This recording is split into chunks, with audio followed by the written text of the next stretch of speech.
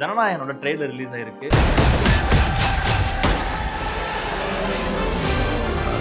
தளபதி 0.22ல ஒரு fight scene ஒன்று வரும். வேற லெவல் ஃபைட் சீனா இருக்கும். தெறிக்க விட்டுருப்பாங்க. ஏன்னா அந்த இடத்துல தான் ராவண மவண்டா சாங் வந்து பிளேஸ் பண்ணிருக்காங்க.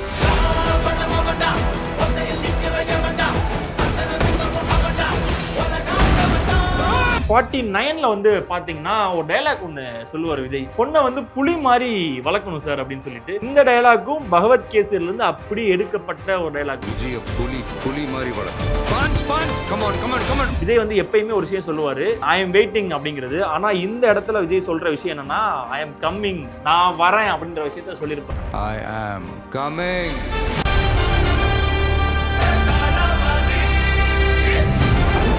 ஆரோரூஸ் நேயர்களுக்கு வணக்கம், நான் உங்கள் அஜித்.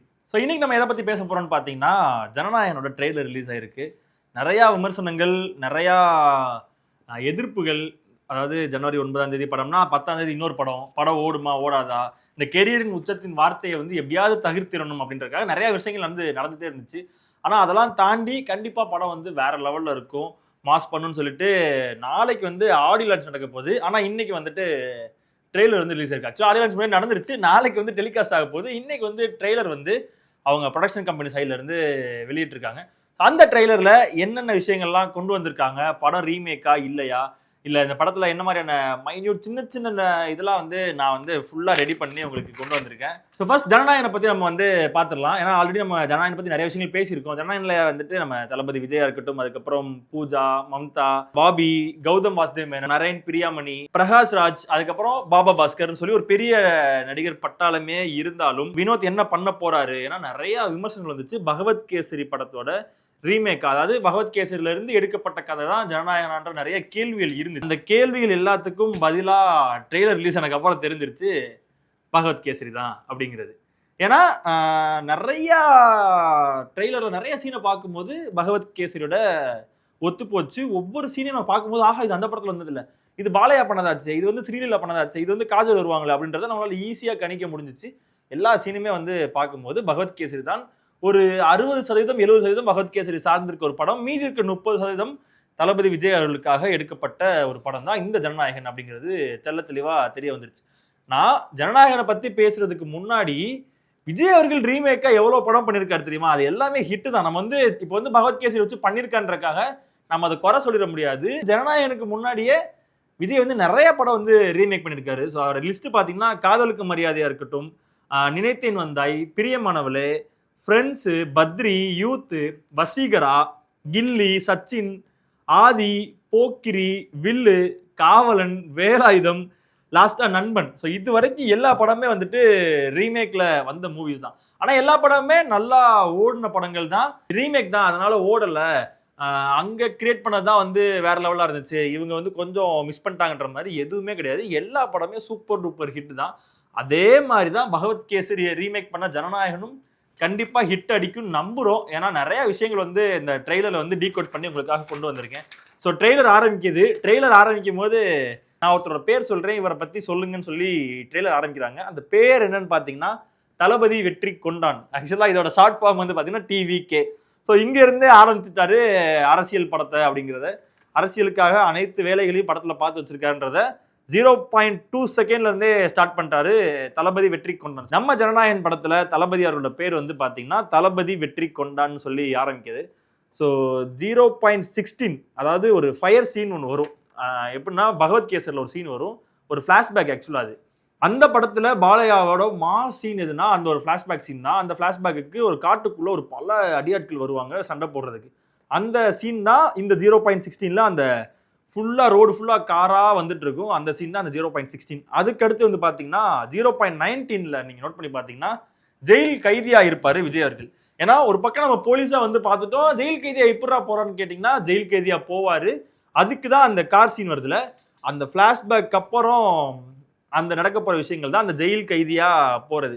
நான் இதுக்கு முன்னாடி உங்களுக்கு வந்து பகவத் கேசரியோட கதை சொல்றேன் பாருங்க. பகவத் கேசரின்றது ரொம்ப பெரிய விஷயங்கள்லாம் கிடையாது, ரொம்ப சின்ன ஒரு கதை தான். ஒரு அப்பா பொண்ணு 2 பேரு, அவங்களுக்கு வந்து அம்மா இருக்க மாட்டாங்க. அந்த அப்பா வந்து ஜெயில வந்து ஒரு சூப்பரண்டா இருப்பாரு. ஜெயிலுக்கு போற இடத்துல ஒரு ஹீரோ ஒருத்தர் பார்ப்பாரு, அவர் தான் பாலையா. ஸோ பாலையா மூலியமா ஏற்பட்ட நட்பினால் அதுக்கடுத்து வந்து டிராவல் பண்ணும்போது அப்பாவும் இறந்துருவாங்க. அந்த டைம்ல அவர் ஒரு வார்த்தை சொல்லுவாரு, என் பொண்ணை எப்படியாவது மிலிட்டரியில ஒரு பெரிய ஆளா கொண்டு வந்துடணும், ஒரு ஆர்மி உமனா மாத்தணும்னு சொல்லும்போது நான் கண்டிப்பா அவங்க ஆசையை நிறைவேற்றுறேன்னு சொல்லும்போது அந்த பொண்ணை பாலையா ட்ரெயின் பண்ணி ஆர்மி உமனா மாத்தினாரா இல்லையா, அதுக்கு நடுவில் என்னென்ன நடந்துச்சு அப்படிங்கிறது தான் பகவத் கேசரியோட கதை. இதுக்கு நடுவில் பாலையாவோட மாஸ் எலமெண்ட் இருக்கும், பாலையாவோட பஞ்ச் டைலாக் இருக்கும், நிறைய விஷயங்கள் இருக்கும். ஆனா அதோட கரு என்னன்னா, ஒரு பொண்ணை எவ்வளவு தைரியமா வளர்த்து ஒரு ஆர்மி உமனா மாத்துறாங்கன்றது, அதே கருவை அப்படியே எடுத்து ஜனநாயகன் படத்துல வச்சிருக்காங்கன்றதுல எந்த ஒரு சந்தேகமும் கிடையாது. ஏன்னா அதுக்கு அடுத்த சீன் வந்து பாத்தீங்கன்னா இதே மாதிரி தான் அந்த 0.19ல விஜய் அவர்களும் ஜெயில் கைதியா இருப்பாரு. பகவத் கேசரில் ஜெயில் கைதி மாதிரி இங்கேயும் ஜெயில் கைதியா இருப்பாரு. அப்படியே ஒரு 3 செகண்ட் அடுத்து வந்து பாத்தீங்கன்னா 0.22ல ஒரு ஃபைட் சீன் ஒன்று வரும். வேற லெவல் ஃபைட் சீனா இருக்கும். பகவத் கேசரியில சும்மா தெறிக்க விட்டுருப்பாங்க. பகவத் கேசரியிலே தெறிக்க விட்டுருப்பாங்கன்னா விஜய் அவர்களுக்கு அந்த ஃபைட் சீனை எவ்வளோ இதா எடுத்திருப்பான்னு பாருங்க. ஏன்னா அந்த இடத்துல தான் ராவண மவண்டா சாங்கை வந்து பிளேஸ் பண்ணியிருக்காங்க. ஸோ கண்டிப்பா அந்த சீன் வந்து ஆடியன்ஸ் எல்லாருக்குமே பிளாஸ்ட் மொமெண்டா இருக்கும். நான் இப்போ சொல்றேன், யாரும் பகவத் கேசரியை பார்த்துறாதீங்க. பார்த்துட்டீங்கன்னா உங்களுக்கு வந்து ஜனநாயகன்ல அந்த சீன் எல்லாமே ஓகே, இதுக்கு அடுத்து இது வரப்போகுதுன்றது தெரிஞ்சிடும். அதனால பகவத் கேசரி பார்க்காதவங்க வெயிட் பண்ணி 9ஆம் தேதி ஜனநாயகனே போய் பாருங்க. உங்களுக்கு வேற லெவல் ஒரு என்டர்டெயின்மெண்டா இருக்கும் இந்த ஒரு மூவி. ஸோ அதுக்கப்புறம் 0.35ல அந்த சின்ன பொண்ணு டைலாக் ஒன்று வரும். நீங்க வந்து சூப்பர் மேன் தானே அப்படின்னு சொல்லும்போது, இல்ல பாப்பா நான் ஒரு ஆர்டினரி மேன் தான், சூப்பர் மேன்லாம் இல்லைன்றப்போ இதே டைலாக்கை ஸ்ரீலீலாவும் பாலையாவும் பேசுற மாதிரி பகவத் கேசரில் வந்து வச்சிருப்பாங்க. ஸ்ரீலீலா வந்து பாலையாவை படம் ஃபுல்லாவே சூப்பர்மேன் தான் கூப்பிடுற மாதிரியான காட்சிகள் வந்து இருக்கும். அதே சூப்பர்மேன் தான் இங்கேயும் கொண்டு வந்திருக்காங்க.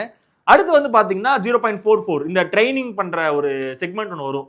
விஜய் அவர்கள் வந்துட்டு மம்தாக்கு வந்து ட்ரைனிங் கொடுக்குற மாதிரியான செக்மெண்ட், ஒரு பாக்ஸிங் பண்ண சொல்றது, ஓட சொல்றது, குதிக்க சொல்றதுலாம் வரும். அப்படியே கொஞ்சம் தள்ளி போனீங்கன்னா அந்த மஞ்சள் நீராட்டி விழாவும் ஒன்று வரும். என்னன்னா விஜய்க்கு கல்யாணம் ஆயிடுச்சா அப்படின்ற ஒரு கேள்வி இருக்கலாம். ஆனா இந்த பொண்ணு வந்து விஜயோட பொண்ணே கிடையாது. இந்த பொண்ணோட அப்பா வேற ஆளு. அவர் எங்க வரான்றதே நான் உங்களுக்கு சொல்றேன். அவங்க அப்பா யாரு, அவர் எங்க வரப்போறான்றதே சொல்றேன். ஸோ இது வந்து விஜய் வளர்ப்பு மகள் தான். ஆக்சுவலா விஜய் வந்து வளர்த்து வர ஒரு மகள் தான் மம்தா. ஸோ அந்த பொண்ணுக்கு ட்ரைனிங் கொடுத்து அந்த பொண்ணு ஒரு ஆர்மி உமனா மாத்த போறதா இந்த படத்தோட கதை. இது மட்டும் தான் கதைன்னு கேட்டீங்கன்னா இல்லைங்க, இன்னும் நிறைய இருக்குது. 49ல வந்து பாத்தீங்கன்னா ஒரு டைலாக் ஒன்று சொல்லுவார் விஜய், பொண்ணை வந்து புலி மாதிரி வளர்க்கணும் சார் அப்படின்னு சொல்லிட்டு. இந்த டைலாக்கும் பகவத் கேசரில இருந்து அப்படி எடுக்கப்பட்ட ஒரு டைலாக் தான். தெலுங்குல போய் பாத்துறாதீங்க, நான் என்னை வந்து திட்ட ஆரம்பிச்சிருங்க. தமிழ் படத்துல தமிழ் ட்ரெய்லரையோ இல்ல தமிழ் பகவத் கேசரி மூவியோ பாத்தீங்கன்னா பொண்ணை வந்து புலி மாதிரி வளர்க்கணும் சார் அப்படின்றத பாலையா சொல்லியிருப்பாரு. அதே டைலாக்க அப்படியே இங்க தளபதி விஜய் வந்து சொல்ற மாதிரி அவங்க வந்து கொண்டு வந்திருப்பாங்க. ஸோ இதுவும் பகவத் கேசரி தான் அப்படிங்கிறதுக்கான ஒரு எடுத்துக்காட்டா தான் இருக்கும்.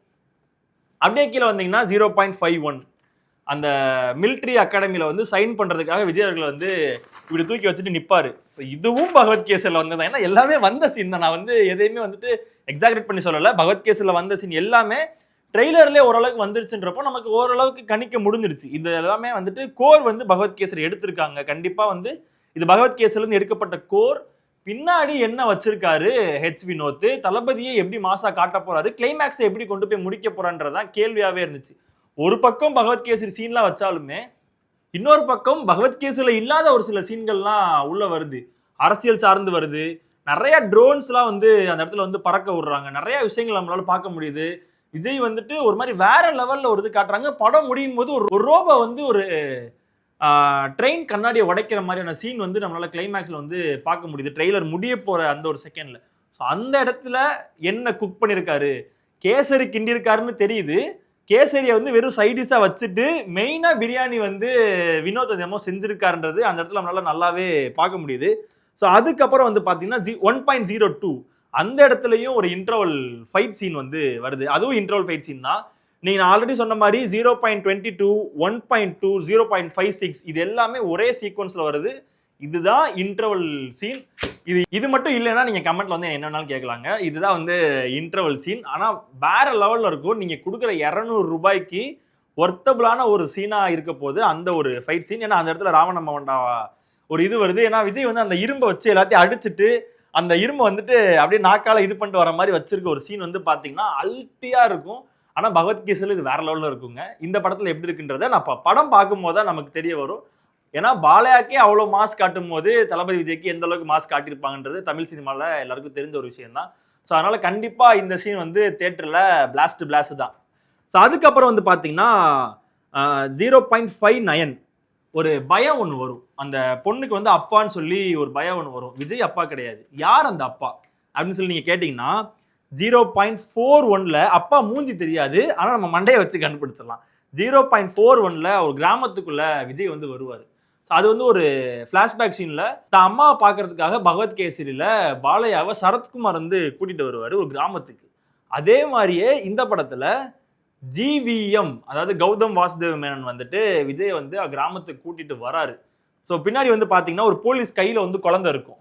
விஜய் வருவாரு, பின்னாடி குழந்தை இருக்கும், குழந்தைய தூக்கி வச்சுட்டு ஒரு போலீஸ் இருப்பாரு. அந்த போலீஸ் தான் ஜிவிஎம். ஸோ ஜிவிஎம் கொலை பண்ணிடுவாங்க. ஜிவிஎம் இறந்ததுக்கு அப்புறமா அந்த குழந்தைய விஜய் எடுத்து வளர்த்து ஒரு ஆர்மி உமனா வந்து மாத்த போறாரு அப்படிங்கிறது தான் ஜனநாயகன் படத்தோட முழு கதையாவே இருக்கு. ஸோ அடுத்து வந்து பாத்தீங்கன்னா இன்னும் ஒரு முக்கியமான ஒரு விஷயம். இப்ப நம்ம வந்துட்டு பகவத் கேசரி பத்தி பார்த்தோம்ல, ஜனநாயகனுக்குள்ள போலாம். 12.11 உள்ள போய் பாத்தீங்கன்னா ஒரு பெரிய கூட்டத்துக்கு நடுவில் ஒரு வேன் மேல விஜய் நிப்பாரு. சுத்தி கொடியில ஃபுல்லாமே விஜயோட போட்டோ. கீழே வந்து என்ன இருக்குன்னு பாத்தீங்கன்னா மாற்றம் அப்படிங்கிறது அரசியல் சார்ந்த ஒரு விஷயம். அரசியல் கொடி எல்லார்கிட்டயுமே இருக்குது. முழுக்க அரசியல் சார்ந்த ஒரு படமா இருக்க போது ஏதோ ஒரு கட்சியை எதிர்த்து பேசுறாரு. கட்சி ஆரம்பிச்சு அரசியல்ல நிக்கிறாரான்றது ஒரு கேள்வியா இருக்கு. ஆல்ரெடி நம்ம சர்க்கார்ல விஜய் அரசியல் நின்று அது ஒரு பெரிய ஒரு கிளர்ச்சியை உருவாக்குச்சுன்றது தெரியும் அந்த டைம்ல. அதே மாதிரி இந்த படத்துலயும் அரசியல்ல நிக்க போறாரு, அரசியல்ல நிக்கிறாரா அப்படின்றதே ஒரு கேள்வி. அதை தாண்டி இன்னொரு மாஸ் என்னன்னா 2.12 பாத்தீங்கன்னா விஜய் நிப்பாரு. 2 பக்கமும் 2 பெண்கள் 3 ஆண்கள் விஜயோட கொள்கை தலைவர்களை வந்து ரெப்ரசன்ட் பண்ற மாதிரி 2 பெண்களும் 2 காரணங்கள் நிற்பாங்க. இந்த பக்கம் ஒரு ஆண், இந்த பக்கம் 2 ஆண், மொத்தம் 5 பேர் வந்து விஜய் பக்கம் நிக்கிற மாதிரி ஒரு ரோ ஒன்று வரும். விஜய் நடந்து போவார், அவங்க 5 பேரும் பின்னாடி நடந்து வருவாங்க. ஸோ இந்த ஃப்ரேம் பார்க்கறதுக்கு அவ்வளோ சூப்பரா இருக்கும். ஏன்டா நீ இந்த ஃப்ரேமை சொல்றேன்னா, இந்த ஃப்ரேம்ல ஒருத்தர் வருவாரு, ஐஆர்எஸ் அருண்னு சொல்லி விஜயோட பக்கத்துல ஒருத்தர் நிற்பாரு. அவர் டிவிகேல எலெக்ஷன் செக்ரட்டரியா இருந்துட்டு இருக்க ஒருத்தவர். இப்போ கரண்ட்ல வந்து அவர் தான் எலெக்ஷன் செக்ரட்டரியா இருக்காரு. அவரு ஜனநாயகன் படத்துல விஜய் கூட சேர்ந்து நடிச்சிருக்காரு அப்படிங்கிறது இன்னும் சிறப்பம்சம். கண்டிப்பா அரசியல் சார்ந்த ஒரு படம்ன்றதை நம்ம அதனால வந்து யூகிக்க முடியுது.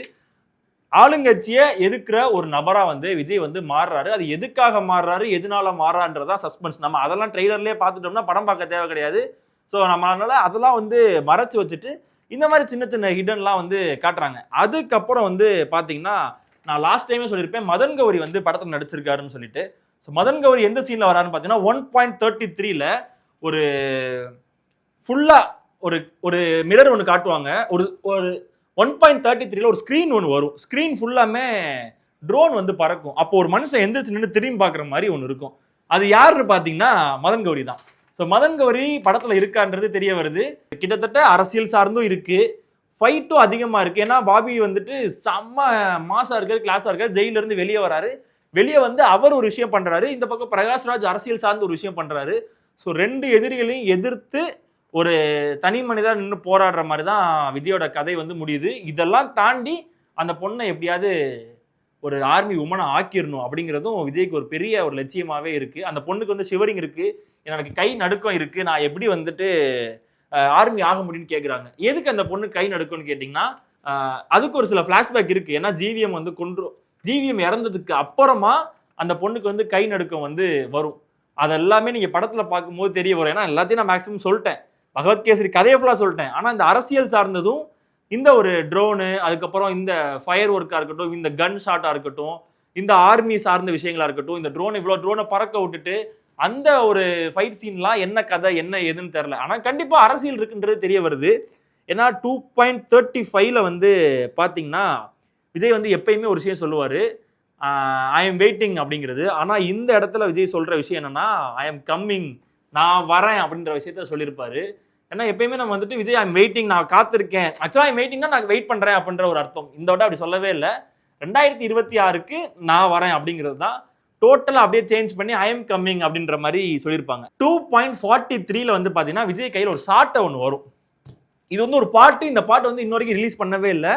தியேட்டரில் தான் நம்மளால பார்க்க முடியும். என்னன்னா நான் உங்கள் வீட்டு பிள்ளைன்னு சொல்லி எம்ஜிஆரோட பாட்டை வந்து அஃபீஷியலா ஜனநாயகன் படத்துல வந்து யூஸ் பண்ணியிருக்காங்க. அந்த சீன்ல விஜய் வந்துட்டு, ஏன்னா அது வந்து நம்ம பார்க்கும்போது ரொம்ப சீரியஸ் சீனா இருக்குல்ல, பிரகாஷ்ராஜ் இருக்காருனாலே அந்த இடத்துல ஒரு சின்ன காமெடி செக்மெண்ட் இருக்கும். கண்டிப்பா விஜய் வந்து ஒரு சின்ன கருத்து சொல்லி, ஏன்னா அங்கேயே சொல்லியிருப்பாரு ஆட்சி பண்ண வந்தீங்களா ஊழல் பண்ண வந்தீங்களான்ற மாதிரி ஒரு டயலாக்லாம் ஒன்று வச்சிருக்கப்போ கண்டிப்பா நான் உங்கள் வீட்டு பிள்ளையோட ஒரு ட்ராக்கோ இல்ல விஜயோ பாடுற மாதிரி வச்சு எடுக்கப்பட்ட ஒரு சீன் தான் அந்த சாட்டையை வச்சிருக்க ஒரு விஷயம். ஸோ டோட்டலா நம்ம வந்து எல்லாத்தையும் அலசி ஆராயும் போது ஒரு 60% பகவத்கேசரில இருந்து படத்தை வந்து எடுத்திருக்காங்க. ஒரு சின்ன கருவை எடுத்து அந்த கரு மூலியமா மேக் பண்ணி ஒரு படமா வந்து கொண்டு வந்திருக்காங்க. மீதி இருக்க 40% முழுக்க முழுக்க தளபதி விஜய் அவர்களுக்காக எடுக்கப்பட்ட ஒரு படம். அரசியலுக்கு உள்ள வரப்போறாரு. திருப்பியும் இந்த கிளைமேக்ஸ் ட்விஸ்ட் என்ன இருக்க போகுது, ஏன்னா இது அரசியல் சார்ந்து முடிய போகுதா இல்ல அந்த ஒரு பாபி கூட சேர்ந்து ஒரு ஃபைட்டோ அந்த மாதிரி ஏதோ இடத்துல முடிய போதான்ற ஒரு ட்விஸ்ட் இருக்கு. ஏன்னா லாஸ்ட் டைம் நம்ம ஹெச்விந்தன் சொல்லும் போதே இது வந்து அழுகிற மாதிரியோ எதுவுமே கிடையாது. இந்த இடத்துல தான் விஜய் அவர்களோட முடிவு கிடையாது, விஜய் அவர்களுக்கு இந்த படம் வந்து ஒரு ஆரம்பம்னு சொல்லியிருப்பாரு. ஸோ கண்டிப்பா படத்தோட முடிவுல மாற்றம் அப்படிங்கிற ஒரு கட்சி ஜெயிக்கிற மாதிரி தான் இந்த படத்தோட முடிவு இருக்க போகுது. எப்படி 2026 ஜனவரி 9 ஜனநாயகனை நம்ம பார்த்து வெளியே வரும்போது மாற்றம்ன்ற ஒரு கட்சி வின் பண்ணுதோ, அதே மாதிரி 2026 மார்ச் ஏப்ரல்ல வர எலெக்ஷன்ல தமிழக வெற்றி கழகம் ஜெயிக்க போகுது அப்படிங்கிறதுக்கான ஒரு எடுத்துக்காட்டா தான் மாற்றம்ன்ற ஒரு கட்சியோட பேர் வச்சு அந்த கட்சி வின் பண்ற மாதிரி ஜனநாயகன் படத்துல வந்து காமிச்சிருப்பாங்கன்றது நான் நினைக்கிறேன். மேக்சிமம் ஒரு 9ஆம் தேதி படம் வந்தாதான் தெரியும். ஸோ யாரும் பகவத்கேசரி நல்லா இல்லாத படமோ என்னமோ ஏதோ நினைச்சிட வேணாம். பகவத்கேசரி உண்மையிலேயே சூப்பர் படம். ஸோ அதை வந்து தளபதி எடுத்திருக்கான்றது ரொம்ப ரொம்ப சந்தோஷமான விஷயம். நல்ல மெசேஜ் உள்ள ஒரு படம். ஸோ இந்த படத்தை தளபதி எப்படி நடிச்சிருக்காரு, தளபதி இதுல இருக்க மாஸ் மொமெண்ட் ஃபுல்லாமே எப்படி அவர் ஸ்டைல்ல யூஸ் பண்ணிருக்காருன்றத நம்ம எல்லாரும் கண்டிப்பா தியேட்டர்ல போய் பார்க்கலாம்.